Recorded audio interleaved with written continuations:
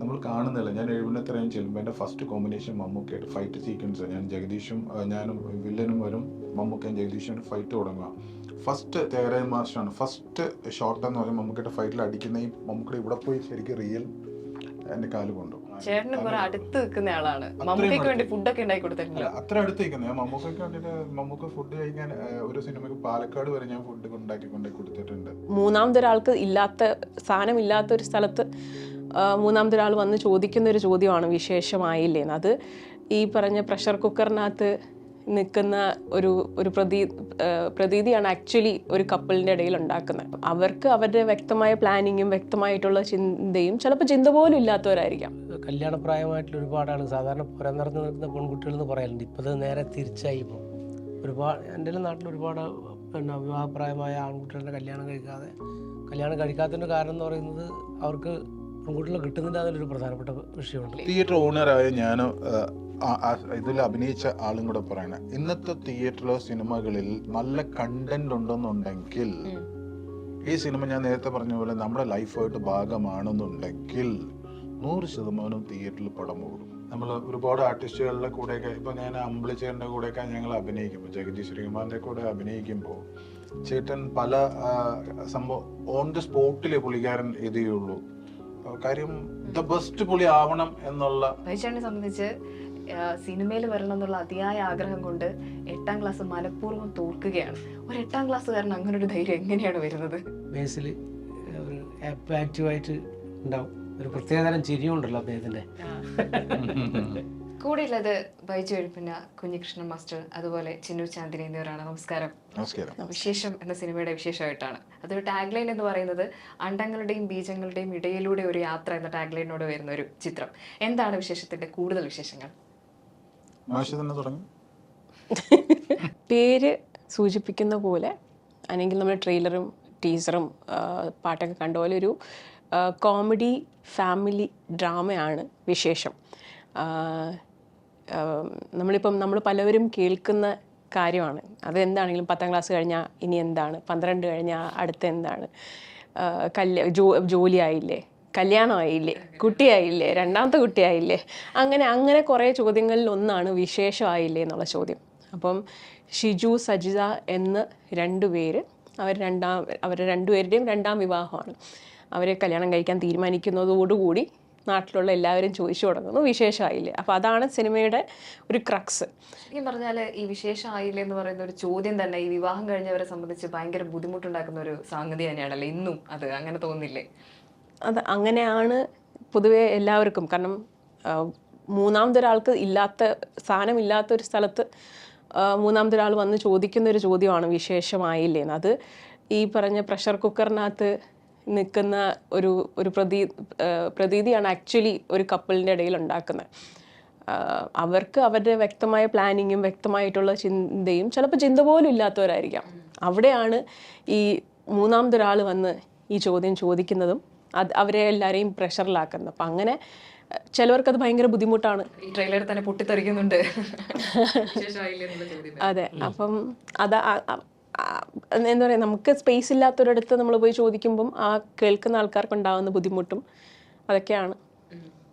അതുപോലെ ഈ വിശേഷമായില്ലേ എന്നുള്ള ചോദ്യങ്ങൾക്കൊപ്പം തന്നെ അത് ട്രെയിലറിൽ പറയുന്ന ഒരു കാര്യം എന്ന് പറഞ്ഞാൽ വിവാഹം കഴിക്കാൻ വേണ്ടി ഓടുന്ന ഒരു യുവാവിൻ്റെ ഒരു വിഷമവും കൂടി ഇതിനകത്ത് കാണിക്കുന്നുണ്ട്. വിവാഹം എങ്ങനെ നടത്തണം, അപ്പോൾ പെണ്ണ് കാണാൻ പോകുന്നു, പലരും ഇഷ്ടപ്പെടുന്നില്ല എന്ന് പറയുന്നത്.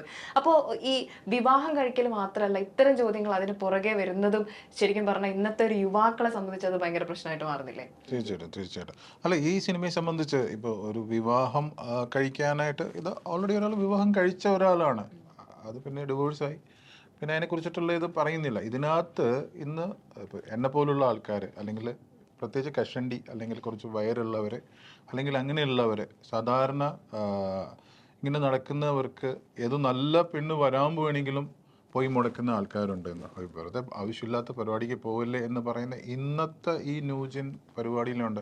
പിന്നെ കാണാൻ കൊള്ളത്തില്ല, അല്ലെങ്കിൽ അങ്ങനെ ഇത് ഉള്ള അങ്ങനെ പലരും പറയുന്ന ഇതുണ്ട്.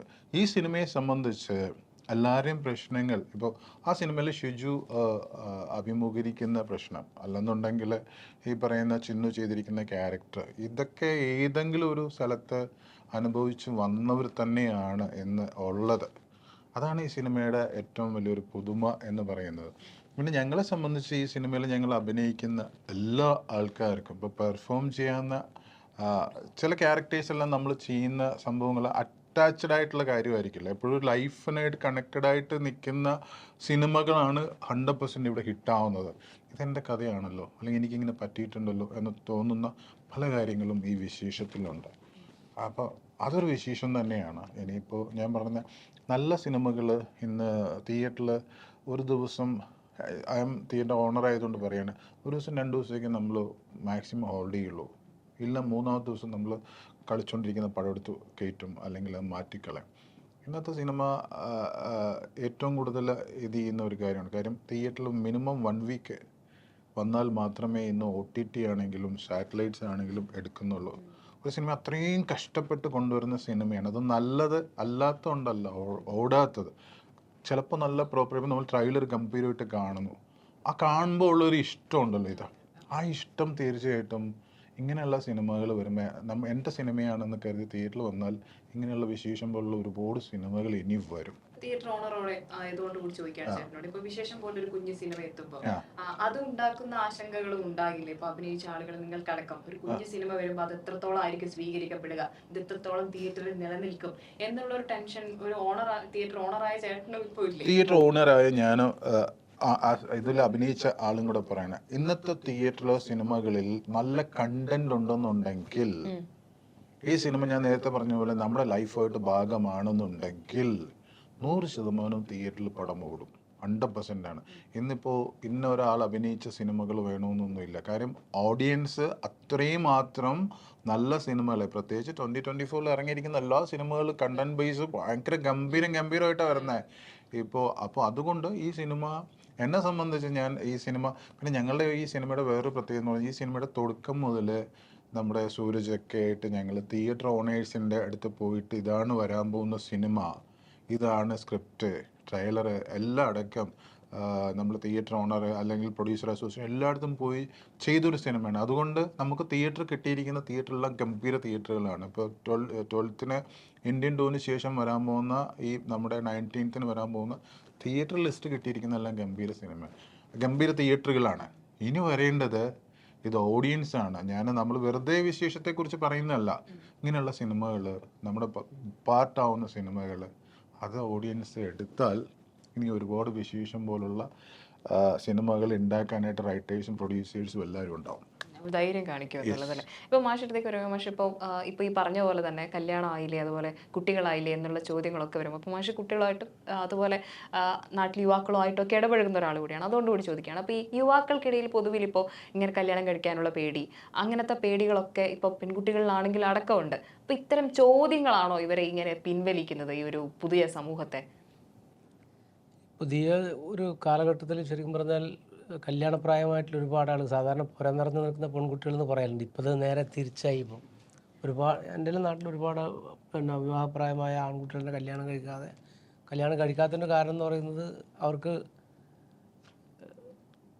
പെൺകുട്ടികളെ കിട്ടുന്നില്ല എന്നൊരു പ്രധാനപ്പെട്ട വിഷയമുണ്ട്. ഈ പറഞ്ഞ പോലെ ആയിരിക്കണം എന്നില്ല, ഈ ഒരു കാരണവും ആവണമെന്നില്ല. മൊത്തത്തിൽ എന്തോ ഒരു പ്രശ്നം ഉണ്ട്. ചെറുപ്പക്കാർ വിവാഹം കഴിക്കാത്ത ഒരുപാട് ആളുകൾ നമ്മുടെ നാട്ടിലൊക്കെ ഉണ്ട്. ഇനി ഈ പ്രദേശത്തൊക്കെ എന്താണെന്ന് എനിക്ക് അവസ്ഥ അറിയില്ല. ഒന്ന്, പെൺകുട്ടികൾക്ക് നേരത്തെ തന്നെ തീരുമാനിച്ചു കഴിഞ്ഞു ആരെ കൂടെ പോകണമെന്നുള്ള രീതിയിൽ തീരുമാനം എടുത്ത്. എല്ലാവരും അല്ല. പക്ഷെ വിവാഹത്തിനോട് പൊതുവിലൊരു പേടി ഇപ്പോൾ പെൺകുട്ടികൾക്ക് ഫീൽ ചെയ്യുന്നില്ലേ? പേടിയൊന്നുമില്ല. പക്ഷെ അവർ നേരത്തെ ആണെങ്കിൽ നമ്മൾ 18 വയസ്സിൽ കല്യാണം കഴിക്കും. ഇപ്പോൾ 18 വയസ്സിൽ കല്യാണം ഇല്ല. അങ്ങനെ ഒരു പരിപാടി ഇല്ലല്ലോ. 18 വയസ്സിൽ കല്യാണം കഴിക്കുന്ന പരിപാടി ഒന്നുമില്ല. നേരത്തെ ആണെങ്കിൽ അങ്ങനെയല്ല. അച്ഛനും അമ്മയും പറയും 18 വയസ്സാകുമ്പോൾ തന്നെ പറയും കല്യാണം കഴിക്കാം. ഇപ്പോൾ പെൺകുട്ടികൾ തീരുമാനിച്ചിട്ടുണ്ട് ഒരു 26, 27, അല്ലെങ്കിൽ സ്വന്തം കാലിൽ നിൽക്കാൻ വേണ്ടി പറ്റുന്ന സമയത്ത് പെൺകുട്ടികൾ വിവാഹത്തിനെ കുറിച്ച് ആലോചിക്കുന്ന പോലും. അതൊരു പ്രധാനപ്പെട്ട കാര്യമാണ്. പേടിയൊന്നുമില്ല. ശരിക്കും കുറച്ച് പേടിയില്ലാതെ കുറച്ചും കൂടി ബോധവൽക്കരണം ആ രംഗത്ത് നിന്ന് ഉണ്ടായിട്ടുണ്ട്. അവർക്ക് ആ ഒരു ബോധ്യമുണ്ട്. വിവാഹം എന്ന് പറയുന്നത് സാധാരണ ഇപ്പോൾ ഈ ചോദ്യം ഉണ്ടല്ലോ, 18 വയസ്സായ പെൺകുട്ടിയോട് ചോദിക്കും എന്താ കല്യാണമൊന്നും ആയിട്ടില്ലേ എന്ന് ചോദിക്കുന്ന ഒരു ഏർപ്പാടുണ്ടല്ലോ. അത് ശരിക്കും പറഞ്ഞാൽ അവരുടെ ജീവിതത്തിൽ അവർക്കറിയാം ഏത് സമയത്താണ് കല്യാണം കഴിക്കേണ്ടതെന്നുള്ളത് അവർക്കൊരു ധാരണയുണ്ട്. അല്ലാതെ ഇനി ആരും വന്ന് എന്താ കല്യാണം കഴിക്കാത്തത്, എന്താ വിശേഷമൊന്നുമില്ല എന്ന് ചോദിച്ചാലും ഇന്നത്തെ സമൂഹത്തിൽ പെൺകുട്ടികളായാലും ആൺകുട്ടികളായാലും അവർക്കൊരു കൃത്യമായ ധാരണ ഉണ്ട് അതിനെക്കുറിച്ചിട്ട്. അല്ല, ധാരണയുണ്ട്. അവർക്ക് സ്വന്തം കാലിൽ നിന്നിട്ടും മതി എന്നുള്ള കാര്യം. ഞാനൊരു മോളുടെ അച്ഛനും കൂടെ ആയതുകൊണ്ട് പറയാണ്, ആ പ്രായമുള്ള ഒരു മോളുടെ അച്ഛനായതുകൊണ്ട് അവർക്ക് സ്വന്തം കാലിൽ നിൽക്കുക. അവരൊരു പ്ലാനിങ് ഉണ്ട്. ഈ പ്ലാനിങ്ങിൽ കയറി നമ്മൾ ഞോണ്ടാൻ നിൽക്കുമ്പോഴാണ് പല പ്രശ്നങ്ങളും ഉണ്ടാവുന്നത്. സീരിയസ്ലി. അപ്പോൾ നമ്മൾ ഇപ്പോൾ എന്ത് കാര്യം, ഇപ്പോൾ ഒരുപാട് ഡിവോഴ്സ് നടക്കുന്നത്. ഡിവോഴ്സ് നടക്കുമ്പോൾ അതിനെന്താണ് കാരണം? ആവശ്യമില്ലാത്ത ഇതുപോലെ ഞോണ്ടലുകൾ. കാര്യം എല്ലാവരും നമ്മൾ ചിന്തിക്കുന്ന പോലെ ഒരു അച്ഛൻ്റെ അല്ലെങ്കിൽ അമ്മയുടെ മാത്രം കാഴ്ചപ്പാടല്ല. അവരുടെ സ്വതന്ത്രമായിട്ടുള്ള കാഴ്ചപ്പാടിൽ രണ്ടുപേരും, ആണായാലും പെണ്ണായാലും, ഈ രണ്ടുപേർക്ക് ഈ ബോധ്യം ഉണ്ടെങ്കിൽ ലൈഫ് അങ്ങനെ തന്നെ അങ്ങ് പോകും. പിന്നെ ഇത് ഈ സിനിമയിലൊരു പ്രത്യേകത പറയുന്നത് ജീവിതവുമായിട്ട് അടുത്ത് ബന്ധമില്ല. അതായത് ഈ സിനിമ കാണുമ്പോൾ മനസ്സിലാവുന്നത് ഒരാളുടെ ജീവിതത്തിലൂടെ കടന്നുപോയ ചില സന്ദർഭങ്ങളെല്ലാം ഈ സിനിമയിൽ പലപ്പോഴായിട്ട് വരുന്നത്. ആ ട്രെയിലർ കാണുമ്പോൾ തന്നെ അത് മനസ്സിലാവും. ട്രെയിലർ അതെ. ഞാൻ ഈ സിനിമയിൽ ഞാൻ എല്ലാവരെയിട്ടും ഈ സിനിമയിൽ കോമ്പിനേഷൻ ഉണ്ട്. എനിക്ക് തോന്നുന്നു എനിക്ക് മാത്രമേ ഉള്ളൂ എന്ന് തോന്നുന്നു. അങ്ങനെ എല്ലാ ക്യാരക്ടേഴ്സായിട്ടും ഈ സുഭാഷ് ഏട്ടൻ എന്ന് പറയുന്ന അല്ല 1-2 ക്യാരക്ടേഴ്സ് ഒഴിച്ച് ബാക്കി എല്ലാവരായിട്ടും ഉണ്ട്. എനിക്ക് ഇവർ തമ്മിലുള്ള ഒരു കോംബോ ഉണ്ട്. ഈ അച്ഛനും മോളും തമ്മിലുള്ള ഒരു കോംബോ ഈ സിനിമയിലുണ്ട്. അപ്പോൾ ഞാൻ ഫുൾ സ്ക്രിപ്റ്റ് വായിച്ചാണ്. അപ്പോൾ എനിക്ക് ആ വായിച്ച് വന്നപ്പോൾ ഞാൻ ആരാണ് അഭിനയിക്കുന്നതെന്നുള്ള നമ്മുടെ ഉള്ളിൻ്റെ ഉള്ളിലൊരു അങ്ങനെ ഇങ്ങേരെ ഞാൻ കാണുന്നത് എന്നാത്താൻ കേസുകൂടെ എന്നുള്ള പടത്തിൽ മാത്രമേ കണ്ടുള്ളൂ. ആ ഒറ്റ സിനിമ കൊണ്ട് നമ്മുടെ മലയാളി പ്രേക്ഷകർ പെട്ടെന്ന് അങ്ങ് കെട്ടിപ്പിടിച്ച ഒരാളെ ഇദ്ദേഹം ഇല്ലേ. അങ്ങനെ അത് വലിയ ഭാഗ്യമാണ്. എല്ലാവർക്കും കിട്ടത്തില്ല. ഒരു 100 സിനിമ അഭിനയിച്ചാൽ പോലും കിട്ടാത്തത് ഒറ്റ സിനിമയുടെ കൂടി കിട്ടിയ ഒരാളാണ്. അപ്പോൾ ഇവർ തമ്മിലുള്ള കോംബോയിൽ ഞാൻ പെർഫോം ചെയ്യുന്നുണ്ട്. പക്ഷേ ഞാൻ ഒരു പെർഫോം ചെയ്യുമ്പോൾ എനിക്ക് സ്ക്രീനിൻ്റെ സൈഡിൽ നിന്നല്ല, ഞാൻ ആ സീനിൽ നിന്നുകൊണ്ട് എനിക്ക് കാണുന്ന ഇതിൽ ഇവരുടെ ഒരു ടൈമിംഗ് ഉണ്ട്. രണ്ടുപേരും എന്താ പറയുക, ആ ടൈമിംഗ് ഒക്കെ പടം കണ്ടാലും അറിയില്ല എന്താണ് ആ സംഭവം എന്നൊക്കെ. നിങ്ങൾ പടം കണ്ടാലും അറിയില്ല, ഞാനത് പറയുന്നില്ല. ഗംഭീരമായിട്ട് എനിക്ക് അത് ഇഷ്ടമായി. എനിക്ക് കണ്ണീർ നിന്ന് വെള്ളം പോയി. ഞാൻ അന്ന് ഇങ്ങനെ കെട്ടിപ്പിടിച്ച് ഞാനന്ന് പറഞ്ഞു ഇല്ലേ, ഞാനത് പറഞ്ഞു. ആ ഒരു ബന്ധം ഇപ്പോഴും നിൽക്കേണ്ട. അങ്ങനത്തെ കുറേ മാജിക്കൽ മൂമെൻറ്റ്സ്, അങ്ങനെ എനിക്ക് പറയാൻ അങ്ങനെയാണോ എന്നറിയില്ല, അങ്ങനത്തെ കുറേ പരിപാടികൾ ഈ വിശേഷത്തിലുണ്ട്. രണ്ടാമത്തെ ഒരു ചേട്ടനും അനിയനും തമ്മിൽ ഇന്ന് പല വീടുകളിലും എല്ലാവരും പല തട്ടുകളിലായി. അപ്പോൾ ഇതിനകത്ത് ഇവർ ഹസ്ബൻഡ് ആൻഡ് വൈഫ് എന്നുള്ള അവരുടെ പ്രശ്നമുണ്ട്. അച്ഛനും മോളും തമ്മിലുള്ള ഇഷ്ടങ്ങളുണ്ട്. ഒരു ചേട്ടനും അനിയനും തമ്മിലുള്ള ഇഷ്ടമുണ്ട്. ഒരു അമ്മ, അങ്ങനെ എല്ലാ സംഭവങ്ങളും. അതുകൊണ്ട് ഈ സിനിമ ഞാൻ നേരത്തെ പറഞ്ഞ അതാണ്, കണക്റ്റഡ് ആണ്. എന്നായിട്ട് കണക്റ്റഡ് ആയിട്ടിരിക്കുന്ന കുറേ കാര്യങ്ങളുണ്ട്. ഈ സിനിമയെ കാണുന്ന ആൾക്കാർക്ക് കണക്റ്റഡ് ആവുന്ന ഒരുപാട് കാര്യങ്ങളുണ്ട്. അത് കറക്റ്റായിട്ട് വന്ന് ഈ പറയുന്ന ആനന്ദ് അത് സ്ക്രിപ്റ്റാക്കി, അത് ഡയറക്ഷൻ സൂര്യ ചെയ്തു. ഇപ്പോൾ പടം 19-ാം തീയതി ഇറങ്ങാൻ പോകുന്നു എന്നുള്ള ഒരു വലിയ ഇതിലെത്തി നിൽക്കുകയാണ്. അപ്പോൾ ഇതങ്ങനെ ഒരു സിനിമയാണ്. അതായത് അങ്ങനത്തെ സിനിമകൾ ദൈവം തോന്നിച്ചിട്ട് എഴുതുന്നതാണ്. ഒരു ശക്തി എന്നുള്ള ഒരു ഇതുണ്ടല്ലോ, ഇങ്ങനൊരു സിനിമ ഇത് കാണണം, ഇതിനെക്കുറിച്ച് കണ്ടിട്ട് നമ്മുടെ ലൈഫിലുണ്ടാവുന്ന പ്രശ്നങ്ങൾ മാറ്റണം എന്ന് കരുതുന്ന ഒരു സിനിമയാണ് വിശേഷം. ഈ വിശേഷത്തിൽ പോലീസ് വേഷത്തിലാണ് എത്തുന്നത്. ഒരു ഇന്റർവ്യൂവിൽ പറയുന്നത് കേട്ടിരുന്നു, ഒരു പോലീസ് വേഷം വന്നപ്പം എന്നെ പോലെ ഒരു പോലീസ് ഉണ്ടോ എന്ന് തിരഞ്ഞിരുന്നു. അത് ഈ വിശേഷത്തിലെ ക്യാരക്ടർ തന്നെയായിരുന്നു? അല്ല, അത് ജാക്സൺ ബസാറിൽ ഞാനൊരു പോലീസ് ക്യാരക്ടർ പ്ലേ ചെയ്തിരുന്നു. അപ്പോൾ ആ സമയത്ത് അതിന് മുമ്പും ആക്ച്വലി 1-2 പോലീസ് കഥാപാത്രങ്ങളെ കേന്ദ്രീകരിച്ചുള്ള സ്ക്രിപ്റ്റ് എൻ്റെ അടുത്ത് വന്നിരുന്നു. അപ്പോൾ ആ സമയത്ത് ഞാൻ അങ്ങനെയൊന്ന് ഞാൻ അന്വേഷിച്ചിട്ടുണ്ടായിരുന്നു. അപ്പോൾ വിജയേട്ടൻ്റെ അടുത്താണെങ്കിൽ വിജയേട്ടൻ ഒരു സാധനം ചെയ്യും. അപ്പോൾ അത് ട്രെയിലറിൽ കാണുമ്പോൾ തന്നെ നമുക്ക് പെട്ടെന്ന് ഓർമ്മ വരുന്നത് കുമ്പളങ്ങി നൈറ്റ്സിലായൊരു ചിറ്റപ്പൻ്റെ ക്യാരക്ടറാണ് പെട്ടെന്ന് ഓർമ്മ വന്നത്. ഏകദേശം അതിനോടൊരു സിമിലാരിറ്റി ഫീൽ ചെയ്തല്ലോ അല്ലേ? ഈ കുമ്പളങ്ങി നൈറ്റ്സിൽ ഞാൻ പറഞ്ഞ പോലെ എനിക്ക് കുമ്പളങ്ങി നൈറ്റ്സ് ഇറങ്ങിയ ശേഷം ഇമ്മീഡിയറ്റ് ആയിട്ട് ഒരു 10-12 സിനിമ പടപടയെന്നും എനിക്ക് കിട്ടിയ വേറെ ടൈപ്പ്. കുമ്പളങ്ങി നൈറ്റ്സിൽ ഒരു ചിറ്റപ്പൻ എന്ന് പറഞ്ഞ ഒരാളാണെങ്കിൽ ഇതിനകത്ത് ഒരു 10-20 സ്ഥലങ്ങളിൽ സീനുകളിൽ ഒരു ആർട്ടിസ്റ്റിനെ സംബന്ധിച്ച് പെർഫോം ചെയ്യാനുള്ള, കുമ്പളങ്ങി നൈറ്റ്സിനേക്കാൾ മേലിൽ പെർഫോം ചെയ്യാനുള്ള ഇടം ഈ സിനിമയിലുണ്ട് എന്നുള്ളതാണ്. പിന്നെ എന്നെ സംബന്ധിച്ച് ഞാനൊരു ചേട്ടൻ ക്യാരക്ടർ ചെയ്യുമ്പോൾ ഒരു കുടുംബത്തിൽ എങ്ങനെ വന്നിട്ട് അത് ഞാൻ പറഞ്ഞ പോലെ പല സീനും എനിക്ക് ഭയങ്കര റിലേറ്റഡ് ആയിട്ട് തോന്നി. അതുകൊണ്ട് ഞാൻ പല സമയത്തുമൊക്കെ ഞാനാണോ ആക്ട് ചെയ്യണമെന്ന് പോലും എനിക്ക് അങ്ങനെ ഒരു വിശ്വാസം ഉണ്ടായില്ല. പല ടേക്കുകളും ദൈവാനുഗ്രഹിച്ച് എല്ലാം ഫസ്റ്റ് ടേക്കുകൾ എല്ലാവരെയും സംബന്ധിച്ച് ഈ സിനിമയിൽ ഒരു സെക്കൻഡ് ടേക്ക്, തേർഡ് ടേക്കൊക്കെ വെറുതെ ചുമ്മാ ഒന്ന് എടുത്തു വെക്കുക എന്ന് മാത്രമേ ഉള്ളൂ. കുമ്പളങ്ങി നൈറ്റ്സ് പോലത്തെ ആ ചിറ്റപ്പനെ ഭയങ്കരമായിട്ട് ഇഷ്ടമായി ആൾക്കാർക്ക്. അയാളുടെ ചില നോട്ടങ്ങളും കാര്യങ്ങളും, അയാളുടെ നിസ്സഹായാവസ്ഥയൊക്കെ. അതെ, അതിനൊപ്പം ഉള്ള ഒരു കോംബോ എന്ന് പറയുന്നത് നിങ്ങൾ തമ്മിലുള്ള ശരിക്കും ഒരു ഗിവ് ആൻഡ് ടേക്ക് തന്നെ. അതെ. ആ ഗിവ് ആൻഡ് ടേക്ക് ഇതിൽ അഭിനയിച്ച എല്ലാവരുടെ ഭാഗത്തുനിന്നും ആ ഗിവ് ആൻഡ് ടേക്ക് ഈ സിനിമയിൽ എനിക്ക് കിട്ടിയിട്ടുണ്ട്. 100% കിട്ടിയിട്ടുണ്ട്. ശരിക്കും ആ ഗീവ് ആൻഡ് ടേക്ക് ഉണ്ടെങ്കിൽ മാത്രമേ ഒരു ആർട്ടിസ്റ്റിനെ പെർഫോം ചെയ്യാൻ പറ്റുള്ളൂ. പണ്ടൊക്കെ നമ്മൾ ഒരുപാട് ആർട്ടിസ്റ്റുകളുടെ കൂടെയൊക്കെ, ഇപ്പോൾ ഞാൻ അമ്പിളിച്ചേട്ടൻ്റെ കൂടെയൊക്കെ ഞങ്ങൾ അഭിനയിക്കുമ്പോൾ, ജഗതി ശ്രീകുമാറിൻ്റെ കൂടെ അഭിനയിക്കുമ്പോൾ ചേട്ടൻ പല സംഭവം ഓൺ ദ സ്പോട്ടിൽ പുള്ളിക്കാരൻ ഇത് ചെയ്യുള്ളൂ. കാര്യം ദ ബെസ്റ്റ് പുള്ളി ആവണം എന്നുള്ള, ആരുടെ കൂടെ അവന് ദ ബെസ്റ്റ് പുള്ളി ആവണം എന്ന് പല ഇൻ്റർവ്യൂവിലൊക്കെ നമ്മൾ കേട്ടിട്ടുള്ള, പുള്ളി ഒന്നും പറഞ്ഞു തരത്തില്ല. ഈ സിനിമയെ സംബന്ധിച്ച് നമ്മൾ ഒരു സീൻ പെർഫോം ചെയ്യാൻ പോകുന്നതിന് മുമ്പ് തന്നെ ഞങ്ങൾ ഒരുമിച്ചിരുന്ന ഒരു കുടുംബത്തിലിരുന്ന് സംസാരിക്കുന്ന പോലെ നമുക്ക് എങ്ങനെ അത് ഇത് ചെയ്യാം, അല്ലെങ്കിൽ ഡയലോഗ്സ് ഇങ്ങനെ തന്നിട്ട് അങ്ങനത്തെ കുറേ ഇടം ഈ സിനിമയിൽ ഉണ്ടായെന്നുള്ള, അതിന് 100% സൂരജ് അത്രയും മാത്രം ഇതെടുത്തിട്ട് തന്നെ ചെയ്തിരിക്കുന്നത്. മീൻസ് ഒരു കുടുംബത്തിൽ നടക്കുന്ന ഒരു സംഭവത്തിൽ ഒരിടത്ത് പോലും ഒരു ലാഗ് വരാൻ പാടില്ല, അല്ലെങ്കിൽ വേറെ ഇത് വരാൻ പാടില്ല. അത് ഈ സിനിമയിലുണ്ട്. ചേട്ടനെ സംബന്ധിച്ചിടത്തോളം ആണെങ്കിലും ഇപ്പോൾ ഒരുപാട് സിനിമകൾ ചെയ്തു ഫസ്റ്റ്, പക്ഷേ എങ്കിലും ഈ എന്നത്താൻ കേസോട് എപ്പോഴും സ്പെഷ്യൽ ആയിരിക്കും. ആ സിനിമയ്ക്കാണ് ആദ്യമായി അവാർഡ് ലഭിക്കുന്നത്. അപ്പോൾ വന്ന സമയം ഒരിക്കലും തെറ്റിയിട്ടില്ല എന്ന് ഫീൽ ചെയ്തിരുന്നു ആ സമയത്ത് അവാർഡും കൂടി ലഭിച്ചു കഴിഞ്ഞപ്പോൾ? എല്ലാറ്റിനും അതിൻ്റെതായ സമയമുണ്ട് ദാസം, അല്ലേ? അങ്ങനെയായിരിക്കും. ശരിക്കും ആ വരവ് എന്ന് പറയുന്നത് അപ്രതീക്ഷിതമായിരുന്നു. ഉണ്ണിരാജയിലൂടെ ഒരു പ്രതീക്ഷ ഉണ്ടായിട്ടില്ല. അപ്പൊ അവാർഡ് കിട്ടിയപ്പോ തന്നെ ആ ഒരു ലൊക്കേഷനിൽ വന്ന് ശൈലജ ടീച്ചർ പൊന്നാടൊക്കെയാണ് ഈ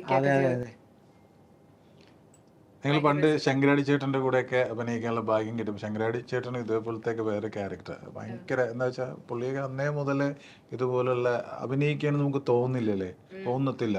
അതുപോലെ ഞങ്ങൾക്ക് കിട്ടിയ ഒരു ശങ്കരാടി ചേട്ടനാണ് ഈ ഇരിക്കുന്ന ആള്. കാര്യം അഭിനയിച്ച മുതൽ എല്ലാവരായിട്ടും ഒരു റിലേഷൻഷിപ്പ് ഇപ്പോൾ പോലും ആ ക്യാരക്ടറൊന്നും വിട്ടുപോയിട്ടില്ല എന്നുള്ളതാണ്. അച്ഛൻ തന്നെയാണ് ഇപ്പോഴും. അത് ചേട്ടൻ ചെയ്ത ഈ ഒരു സിനിമയുടെ വലിയ വിജയമാണ്. പിന്നെ ഒരുപാട് ക്യാരക്ടറുകൾ ഞാൻ പ്രതീക്ഷിച്ചില്ല. ഞാൻ സത്യം എന്നാത്താൻ കേസ് കൂടെ എന്ന് പറയുന്ന സിനിമയിൽ ഞാൻ ഇങ്ങനെ ചെയ്തിരിക്കുന്ന സാധനം ഒരു അച്ഛനും മോളും തമ്മിൽ ചെയ്യുമ്പോൾ സെൻറ്റിമെൻ്റൽ പരിപാടികളൊക്കെ ഉണ്ട്. അത് മറ്റേ ഫുൾ ഫൺ പരിപാടിയാണ് നമ്മൾ കണ്ടിരിക്കുന്നത്. അതൊക്കെ ഗംഭീരമായിട്ട് ചേട്ടൻ ചെയ്തിട്ടുണ്ട് ഇതിൽ. അതിൻ്റെ ഒരു ഗുണം എന്ന് പറഞ്ഞാൽ ചിന്നു അടുത്ത് ഇരുന്ന് കണ്ണ് നോക്കുന്ന സമയത്ത് തന്നെ അതൊരു ഭയങ്കര സംഭവം. അത് ഇപ്പം നമ്മളോട് സംസാരിക്കുന്ന സമയത്ത് നമുക്ക് തരുന്നൊരു ഊർജ്ജം ഉണ്ടല്ലോ, ആ ഊർജ്ജം കിട്ടുമ്പോൾ സ്വാഭാവികമായിട്ടും അത് നമുക്ക് ഗുണം ചെയ്യും. ഇപ്പം ബൈജുവേട്ടും ഞാനും ആണെങ്കിലും സംസാരിക്കുമ്പോൾ ഉണ്ടാകുന്നൊരു ഗുണമുണ്ടല്ലോ, അത് സ്വാഭാവികമായിട്ടും അഭിനയിക്കുമ്പോൾ അത് ഗുണം ചെയ്യും. അതാണ് ഓരോ സീനുകളിലും പ്രതിഫലിക്കുന്നത്. അതെന്തായാലും ഈ സിനിമയിൽ അത് നന്നായിട്ടുണ്ടെന്നാണ് എൻ്റെ ഒരു, അല്ല ഇപ്പോൾ പ്രേക്ഷകർ കണ്ടിട്ട് വേണം പറയാൻ. നമ്മൾ അഡ്വാൻസ് ആയിട്ട് പറഞ്ഞാൽ ശരിയാവില്ല അല്ലേ? ചിന്ന അഭിനയിച്ച ഓരോ സിനിമകളും ഓരോ പൊളിറ്റിക്സ് ആണ് പറയുന്നത്. ഇപ്പോൾ തമാശയാണെങ്കിലും അല്ലെങ്കിൽ അനുരാഗ് കരിക്കുമ്പളം തൊട്ടിങ്ങോട്ടാണെങ്കിലും എല്ലാം ഓരോ പൊളിറ്റിക്സ് പറയുന്നുണ്ട്, കാതൽ ഉൾപ്പെടെ. അപ്പോൾ ഈ ഒരു തെരഞ്ഞെടുപ്പ് അങ്ങനെ തന്നെ നോക്കി സംഭവിക്കുന്നതാണോ? ഈ ഒരു ആ ഒരു ക്യാരക്ടേഴ്സ് തിരഞ്ഞെടുക്കുമ്പോഴാണെങ്കിൽ അതിലെ കഥയും ഇത്തരത്തിൽ പൊളിറ്റിക്സും ഒക്കെ നോക്കി തന്നെ തിരഞ്ഞെടുക്കുന്നതാണ്? ഞാൻ മുമ്പ് പറഞ്ഞിട്ടുള്ള പോലെ ഞാൻ വിശ്വസിക്കുന്നത് ഈ സിനിമകളൊക്കെ എന്നെ എങ്ങനെയൊക്കെയോ തിരഞ്ഞെടുത്തു എന്നാണ്. കാരണം ഞാൻ ഈ അടുത്താണ് ആക്ച്വലി തിരിഞ്ഞു നോക്കി ഓരോ കഥാപാത്രങ്ങളും സിനിമ എടുക്കുമ്പോൾ അതൊക്കെ എത്ര സ്പെഷ്യലാണ് എന്ന് ഞാൻ മനസ്സിലാക്കുന്നത്. അപ്പോൾ അത് ഒബ്വിയസ്ലി നമ്മുടെ ഇൻറ്റേർണൽ ഒരു സിസ്റ്റം ഉണ്ടാവുമല്ലോ, വാല്യൂ സിസ്റ്റം. നമ്മളൊരു കഥാപാത്രവും സിനിമയൊക്കെ തിരഞ്ഞെടുക്കുമ്പോൾ, പക്ഷേ അങ്ങനത്തെ സിനിമകൾ നമ്മളെ തേടി വരുന്നു എന്നുള്ള ഇതും ഭയങ്കര വലിയൊരു കാര്യമാണ്. കാരണം ഇത്രയും നല്ല സിനിമകൾ മലയാള സിനിമയിൽ ഉണ്ടാവുന്നുണ്ട്, അതിൽ 1% എന്നെ തേടി വരുന്നു, അല്ലെങ്കിൽ ഷീനുവിൻ്റെ അടുത്ത് ചോദിക്കാമെന്ന് ചിന്തിക്കുന്നത് തന്നെ ഭയങ്കര വലിയൊരു കാര്യമാണ്. അപ്പോൾ എനിക്ക് പേഴ്സണലി ഐ ഫീൽ അത് ഇപ്പം ഞാനിങ്ങനെ ഒരു മെഷറിങ് ചാർട്ട് എടുത്ത് വെച്ചിട്ട് ഓക്കെ ടിക് ടിക് ടിക് എന്ന് ചെയ്തില്ലെങ്കിൽ പോലും ഉള്ളിൽ ഏതൊരു compass probably is helping me. ആ കോമ്പസ് തന്നെ ആൾക്കാരെ ഈ പടങ്ങളുമായിട്ട് എൻ്റെ അടുത്തേക്ക് വിളിച്ചു വരുത്തുന്നു എന്നൊക്കെ ഞാൻ വിശ്വസിക്കുന്നു. ഇപ്പോൾ എന്തായാലും സക്സസ് ആവുമ്പോൾ ചില കഥാപാത്രങ്ങൾ വളരെ ഫേമസ് ആയി വരുമ്പോഴൊക്കെ ആളുകളുടെ കോളുകൾ വരാം, ഒരുപാട് കഥകൾ വരാം. അപ്പോൾ അതിനിടയിൽ നിന്ന് ഇത്തരത്തിലുള്ള കഥകൾ തിരഞ്ഞെടുക്കുമ്പോൾ അതിലൊരു ചൂസിങ് ഉണ്ടാവില്ല ശരിക്കും? അതെ, ഞാൻ ഈ കുറച്ചൊക്കെ ഇപ്പം തുടക്കത്തിലൊക്കെ ഞാൻ കുറച്ച് ഭയങ്കരമായിട്ട്, എസ്പെഷ്യലി തമാശയ്ക്ക് ശേഷം ഭയങ്കര ഈ പറഞ്ഞ പോലെ ഇരുന്ന് ഇത് ഓക്കെയാണോ അത് ഓക്കെയാണോ, ഇത് വേണ്ട, അത് ശരിയാവില്ല, ഇതിൽ പൊളിറ്റിക്കൽ കറക്റ്റ്നെസ് തീരെ ഇല്ല, അങ്ങനെയൊക്കെ ഞാൻ ഭയങ്കര സ്ട്രിക്റ്റ് ആയിട്ട് നോക്കുമായിരുന്നു. ഇപ്പോൾ ഐ ഫീൽ ഈ പറഞ്ഞ ഉള്ളിലെ കോമ്പസ് ജസ്റ്റ് ഡിസൈഡ്സ് കുറേ കാര്യങ്ങൾ എങ്ങനെയൊക്കെയോ ഓക്കെ ആയി വന്ന് അങ്ങനെ I don't know, I just think the movie select me somehow. അതൊക്കെ മാറ്റിവെച്ച് ഇപ്പോൾ മൂവിയിലേക്ക് വരുന്ന കഥാപാത്രങ്ങളെ കൂടുതൽ ഫോക്കസ് ചെയ്യുക, അല്ലെങ്കിൽ പൊളിറ്റിക്കൽസ് നോക്കാതെ തന്നെ ഇല്ല, focus ചെയ്യുക. എനിക്ക് the basic thing is that എനിക്കിപ്പം as an actor I want to do എന്തുമാത്രം കഥാപാത്രങ്ങളെയും എനിക്ക് ചെയ്യണം എന്ന് ഒരുപാട് ആഗ്രഹമുണ്ട്. കാരണം എപ്പോഴും ശാക്തീകരണം മാത്രമല്ലാണ്ട് കുറച്ചും കൂടെ നമുക്ക് പൊട്ടൻഷ്യലുള്ള കുറേ എക്സ്പ്ലോർ ചെയ്യാൻ പറ്റുന്ന കുറേ സൈക്കോ ഗ്രേ ഷെയ്ഡ് സാധനങ്ങളൊക്കെ ചെയ്യണം എന്നുണ്ട്. പക്ഷെ അങ്ങനത്തെ കഥാപാത്രങ്ങളെ ഗ്ലോറിഫൈ ചെയ്യാത്ത ഒരു സിനിമയും കൂടെ ആയിരിക്കണം എന്നുണ്ട്. പിന്നെ ചില സിനിമകളുണ്ട് എൻ്റർടൈൻമെൻറ്റ് വേണ്ടി മാത്രം ഉണ്ടാക്കുന്ന സിനിമ, അതിൽ നമ്മൾ ബ്രെയിനൊക്കെ വീട്ടിൽ ഊരി വെച്ചിട്ട് പോയി ചെയ്യേണ്ട പടങ്ങളുണ്ട്. അപ്പോൾ അതിനെ നമ്മൾ ഏത് അളവുകോല് വെച്ച് അളക്കും, അങ്ങനെയൊക്കെ ഞാൻ പഠിച്ചു വരുന്നേ ഉള്ളൂ. ബൈചേട്ടനെ സംബന്ധിച്ച് സിനിമയിൽ വരണം എന്നുള്ള അതിയായ ആഗ്രഹം കൊണ്ട് 8ാം ക്ലാസ് മനഃപൂർവ്വം തോൽക്കുകയാണ്. ഒരു 8ാം ക്ലാസ്സുകാരൻ അങ്ങനെ ഒരു ധൈര്യം എങ്ങനെയാണ് വരുന്നത്? ഇല്ല, അതെന്താ വെച്ചാൽ ഞാൻ 5ാം ക്ലാസ് മുതൽ ഞാൻ നാടകത്തിൽ സ്കൂളിൽ പഠിക്കുന്ന സമയത്ത് നാടകം, പിന്നെ അത് കണക്റ്റഡായിട്ട് തിയേറ്റർ വരുന്നു വീടിന് തൊട്ടടുത്ത്. അപ്പോൾ എന്നെ കൊണ്ടുപോയിട്ട് ഇവനെ വലിയൊരു ബിസിനസ് മാൻ ആക്കണം എന്ന് കരുതി വേറൊരു ബോർഡിംഗ് സ്കൂൾ മാന്നാനത്തെ ഏറ്റവും വലിയ സ്കൂളിൽ കൊണ്ട് അപ്പനാക്കുവാണ്. അപ്പോൾ അവിടെ അപ്പോൾ തിയേറ്റർ ഓണായി. അപ്പോൾ അവിടെ തോറ്റാൽ മാത്രമേ അവിടെ പുറത്ത് വിടുള്ളൂ. കുറച്ച് മാർക്ക് കുറഞ്ഞ അവിടെ വിടത്തില്ല. അപ്പോൾ 7ാം ക്ലാസ്സൊക്കെ ഞാൻ എഴുതിയ മാർക്ക് കുറച്ചുണ്ട്. അപ്പോൾ തിയേറ്റർ വന്നു. പിന്നെ ഇവിടുന്ന് പോകാനെന്താ, അപ്പം ഞാൻ കുറേ അടിപിടി പരിപാടികൾ സീനിയേഴ്സിട്ടുള്ളവിടൊക്കെ അതൊന്നും വെച്ച് മാറ്റുന്നില്ല. പിന്നെ ഞാൻ 8ാം ക്ലാസ്സിൽ തോറ്റ് കഴിഞ്ഞാൽ മാത്രമേ, അത് സിനിമയിലേക്ക് വരാൻ ഇഷ്ടം കൊണ്ട് മാത്രം തോറ്റ് 8ാം ക്ലാസ്സിൽ തോറ്റപ്പോൾ അവിടെ നിന്ന് മാറ്റി പഴയ സ്കൂളിൽ തന്നെ എഴുപന്നേൽ വന്നു. പിന്നെ അങ്ങോട്ട് കരിയർ എന്ന് വെച്ചാൽ ഞാൻ പ്രീ ഡിഗ്രിക്ക് പഠിക്കുമ്പോൾ കൂടി വന്ന 2 വർഷം ഒരു 40-50 ക്ലാസ്സുകളിൽ മാത്രമേ അറ്റൻഡ് ചെയ്തുള്ളൂ. ബാക്കി എല്ലാം ചെന്നൈയിൽ പോയി ഓരോ ഡയറക്ടേഴ്സിനെയും കണ്ട് കാല് പിടിച്ച് അത് ചെയ്തത് ആ സിനിമയോടുള്ള ഇഷ്ടം കൊണ്ട് മാത്രം കഷ്ടപ്പെട്ട് അങ്ങനെ ചെയ്തതാണ്. അപ്പോൾ വിദ്യാഭ്യാസം എന്നതിനേക്കാൾ കൂടുതൽ, അല്ലെങ്കിൽ ഒരു ഫാമിലി ബിസിനസ് മാൻ ആവണേനേക്കാൾ കൂടുതൽ സിനിമ തന്നെ നിൽക്കണം എന്നുള്ള ആഗ്രഹത്തിൽ മാത്രം ഞാൻ വന്നതാണ്. പക്ഷെ എൻ്റെ ആഗ്രഹങ്ങൾക്കൊത്ത് എനിക്ക് ക്യാരക്ടേഴ്സ് കിട്ടിയില്ല. അഭിനയിച്ചു പോയി എന്നല്ലാണ്ട് ഒരു ആർട്ടിസ്റ്റിനെ സംബന്ധിച്ച്, പ്രത്യേകിച്ച് ഫാമിലി മക്കളൊക്കെ ആകുമ്പോൾ അപ്പൻ ഇതുപോലെ നടന്നാൽ പോരാ. ഞാൻ നടക്കുന്നത് എന്താ വെച്ചാൽ എൻ്റെ ആഗ്രഹത്തിന് പറ്റിയ ക്യാരക്ടർ എനിക്ക് കിട്ടാണ്ടാകുമ്പോഴാണ് നമ്മൾ ടൈപ്പ് ഓഫ് ക്യാരക്ടേഴ്സ് ചെയ്യുന്നത്. അതിൽ നിന്നൊക്കെ മാറ്റം വന്ന് കൂടുന്ന ഒരു 10 വർഷമേ ഉള്ളൂ. അതിൽ നിന്നിപ്പോൾ ഒരു നല്ല ലെവലിലോട്ട് വന്ന് നിൽക്കുന്നത് സീരിയസ്ലി വിശേഷമാണ്. അപ്പോൾ സിനിമ തന്നെയാണ് എല്ലാം. ഇനിയും എത്രയും നാൾ സിനിമയിൽ അതൊരു ഭാഗ്യം. ഒരു വർഷം പോലും സിനിമയിൽ നിന്ന് മാറി നിന്നിട്ടില്ല. ഒരു വർഷം 24 സിനിമ വരെ ചെയ്ത 28, പണ്ട് നാനയിൽ അങ്ങനെ എഴുതി വരും, അങ്ങനെ 28 സിനിമകളിലൊക്കെ ഒരു വർഷം അഭിനയിച്ചിട്ടുണ്ട്. പക്ഷേ ഇപ്പോഴും നമ്മൾ സിനിമയിൽ നിൽക്കുന്നു. അതിൽ ദ ബെസ്റ്റ് സിനിമ എൻ്റെ കരിയറിൽ വിശേഷമാണ്. രാജൻ പി ദേവ് തന്നൊരു ഊർജ്ജമായിരുന്നോ ഈ ആക്ടിങ്ങിൽ തന്നെ? രാജൻ പി ദേവ് എനിക്ക് സിനിമയിൽ നിന്ന് എങ്ങനെയെങ്കിലും അവൻ പോയി ബിസിനസ് നോക്കണമെന്നുള്ള ആഗ്രഹം മാത്രമേ, എപ്പോഴും പ്രോബ്ലംസ് മാത്രമേ എനിക്ക് ഉണ്ടാക്കിയുള്ളൂ. പുള്ളി എന്നെ സപ്പോർട്ടൊന്നും സിനിമയിൽ ചെയ്തിട്ടില്ല. അവൻ ഇതിൽ നിന്ന് പോയി കഴിഞ്ഞാൽ കല്യാണം പോലും 23-24 വയസ്സിൽ നടത്തിയത്, അങ്ങനെയെങ്കിലും അവൻ ഇതിൽ നിന്ന് മാറി ബിസിനസ്സിൽ പോവും അല്ലെങ്കിൽ അങ്ങനെ. അന്നും ഇപ്പോഴും സിനിമ എന്ന് പറഞ്ഞാൽ സിനിമ അത് ഭ്രാന്തെന്ന് പറയില്ല. സിനിമ ഒരിക്കലും ഭ്രാന്തല്ല. എന്തുകൊണ്ടായിരുന്നു അദ്ദേഹം സപ്പോർട്ട് ചെയ്യാണ്ടിരുന്നത്? അതെ, റിലേറ്റീവ് ആയിരുന്നു. അത് സപ്പോർട്ട് ചെയ്യാഞ്ഞത് അതിനേക്കാൾ അപ്പുറം ഇവൻ പോയാലൊരു ഇത്രയൊക്കെ വരുള്ളൂ, അതിനേക്കാൾ അപ്പുറം ബിസിനസ് പോയി ചെയ്യട്ടെ എന്നുള്ളത് ഇഷ്ടക്കുറവോ ഇതൊന്നും കൊണ്ടൊന്നും അല്ല, അല്ലെങ്കിൽ അഭിനയിക്കാൻ അറിയില്ല എന്ന് കരുതിയല്ല. പക്ഷെ ഇവൻ എന്ത് ചെയ്താലും ഇവൻ സിനിമയിൽ തന്നെ ഉണ്ടാകും എന്നുള്ള ഒരു എന്താ പറയുക, ഞാൻ തന്നെ അങ്ങനെ ഒരു തീരുമാനിച്ചു. ആരെന്ത് പറഞ്ഞാലും ഞാൻ സിനിമയിൽ തന്നെ ഉണ്ടാവും. അതുകൊണ്ടാണ് എനിക്ക് വിശേഷത്തിൽ ഇപ്പോഴത്തെ ക്യാരക്ടർ, അല്ലെങ്കിൽ ഇനി ഇറങ്ങാനുള്ള കുറേ പടങ്ങളുണ്ട്, ഞാൻ അതൊന്നും പറയുന്നില്ല, ഇവിടെ ഒന്നും പറയുന്നില്ല. അപ്പോൾ അതിലേക്ക് നിൽക്കാൻ പറ്റിയത് 100% ഞാനത് വിൻ ചെയ്യും. എന്നെ പ്രേക്ഷകർക്ക് ഇഷ്ടമാണ്. പക്ഷേ ഒരു ക്യാരക്ടർ ഇവനെങ്ങനെയും ചെയ്യാൻ പറ്റും എന്നുള്ളത് 100% ഈ വിശേഷത്തിലൂടെ തിരിച്ചറിയും എന്നുള്ളൊരു വലിയ വിശ്വാസത്തിൽ തന്നെയാണ് ഞാൻ ഇരിക്കുന്നത്. ചേട്ടനെ സംബന്ധിച്ച് ഈ ഒരു കാസർഗോഡ് ഭാഷ എന്നാത്താൻ കേസുകളിലൂടെ അടക്കം, അത് കാസർഗോഡ് ഏത് സിനിമ വന്നാലും അതിന്റെ ഒരു ഭാഗമാകുന്നുണ്ട് ഇപ്പൊ മാഷ്. കാസർഗോഡത്തെ ഒരുപാട് നടന്ന സിനിമയിലൊന്നും ഇപ്പൊ ഞാനില്ല. അല്ല, ശരിയാണ് കേട്ടോ, അത് കറക്റ്റാണ്. കാസർഗോഡ് 6-7 സിനിമ ആ 7 സിനിമയിൽ ഞാനില്ല. പക്ഷെ ഇപ്പൊ ഞാൻ എറണാകുളത്ത്, തൊടുപുഴ, കോട്ടയം എല്ലാം നടക്കുന്ന ഷൂട്ടിലുണ്ട് താൻ. അതുപോലെ ഈ ഗുരുവായൂർ അമ്പലനട പറയുമ്പോൾ ഇപ്പം OTT വന്നതിന് ശേഷം ആളുകൾ കൂടുതൽ ചർച്ച ചെയ്യുകയാണ്. അതിലെ ഓരോ കോമഡി രംഗങ്ങൾ ആളുകൾ ഇപ്പോൾ റീലുകളായിട്ടൊക്കെ അങ്ങോട്ടും ഇങ്ങോട്ടും അയക്കുകയാണ്, ഭയങ്കര വൈറലാവുകയാണ്. ശരിക്കും അതിന്റെ ഒരു ക്ലൈമാക്സ് ആണ് ഇപ്പം നിറഞ്ഞ് നിൽക്കുന്നത് എന്നുള്ളത്. ഇത്രയും സംഭവ വികാസങ്ങൾ ഒറ്റ ക്ലൈമാക്സ് കൊണ്ടുവരിക എന്നുള്ളത് ഓർമ്മയിലുണ്ടോ ഇപ്പോഴും ആ അമ്പലനടയിലെ അമ്പലനടയിൽ ആ ഷൂട്ട് നടക്കുമ്പോൾ നമ്മൾ 24 മണിക്കൂറും ഉണ്ടല്ലോ അവിടെ, എല്ലാം കാണുന്നുണ്ട്. എങ്ങനെ ഉണ്ടായിരുന്നു ആ ഒരു ചെറിയ സ്ഥലത്ത് ഇത്രയും സംഭവ വികാസങ്ങൾ നടക്കുക എന്ന് പറയുന്നത്? പുതിയ സെറ്റ് ഇട്ട് 1500-2000 ആളുകൾ ദിവസവും ഈ 20 ദിവസവും ക്ലൈമാക്സ് ഷൂട്ട് ചെയ്യുന്നത്. അപ്പോൾ ഈ 20 ദിവസം ഇത്രയും ആളുകളുണ്ട് അവിടെ ഷൂട്ടിങ് നടക്കുമ്പോൾ.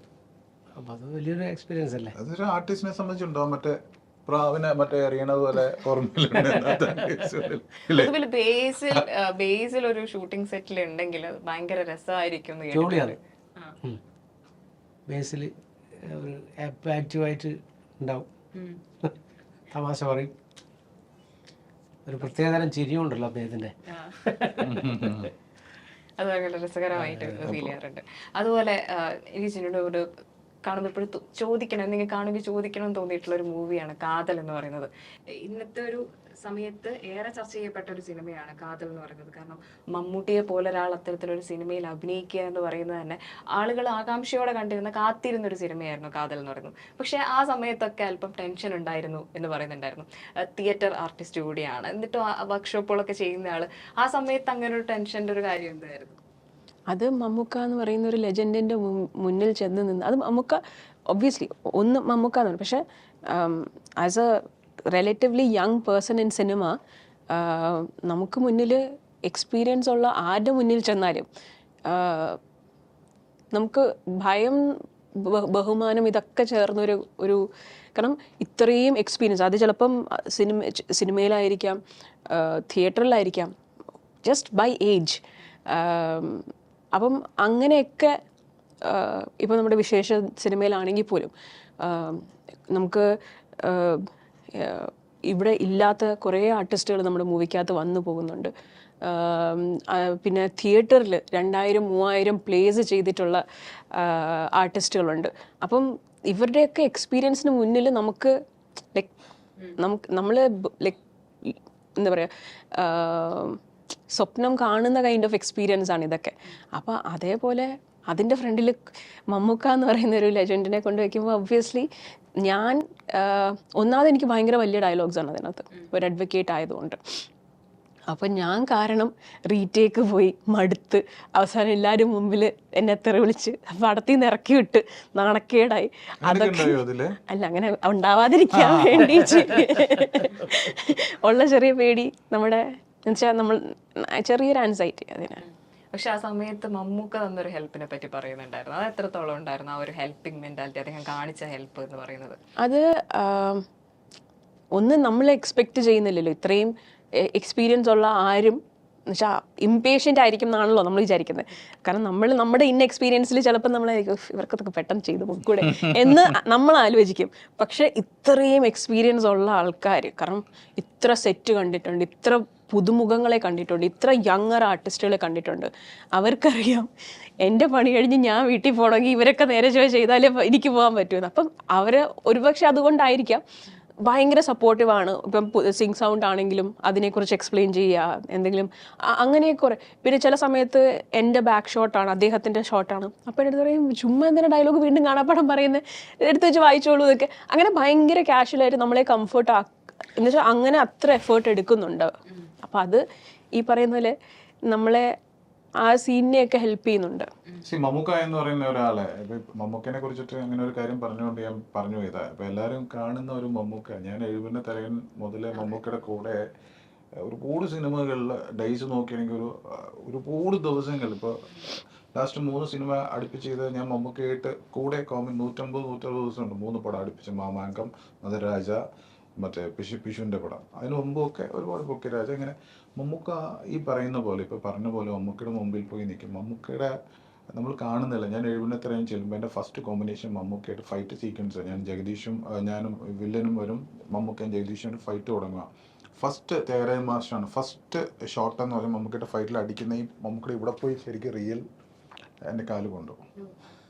അപ്പോൾ നമ്മൾ മമ്മൂക്കനെ അറിഞ്ഞിരിക്കുന്ന ഒരു ഇതല്ല ഈ പടത്തിൽ നിന്ന് ഓൾറെഡി അപ്പം തന്നെ ഇവനെ പറഞ്ഞ വീട്ടിൽ വിട്ടാക്ക് എന്ന് പറയുന്ന ക്യാരക്ടറായിട്ടാണ് നമ്മൾ കണ്ടത്.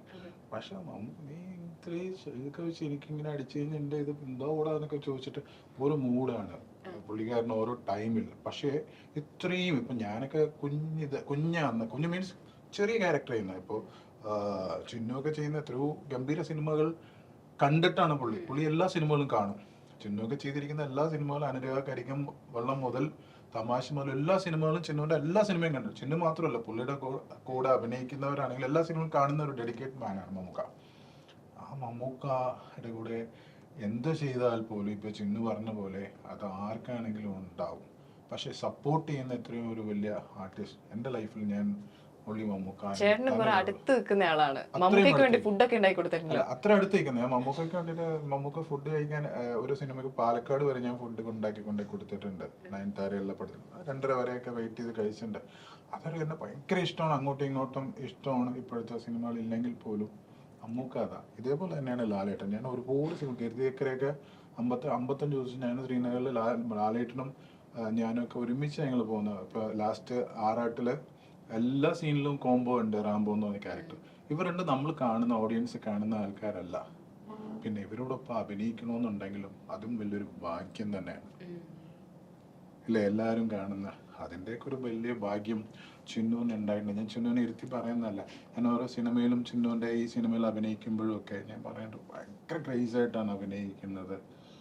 ടെൻഷനൊക്കെ ഈ പറഞ്ഞ വെറുതെ വർത്തമാനങ്ങളാണ്. പക്ഷെ അത്രയും ഇതായിട്ട് തന്നെയാണ് വിശേഷത്തിൽ ചിന്നു ചെയ്തതിൽ എനിക്ക് തോന്നുന്നത് ദ ബെസ്റ്റ് ക്യാരക്ടർ വിശേഷത്തിൽ ഈ ക്യാരക്ടർ തന്നെയായിരിക്കും.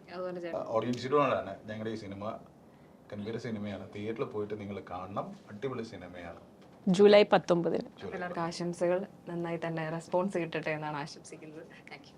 Thank you.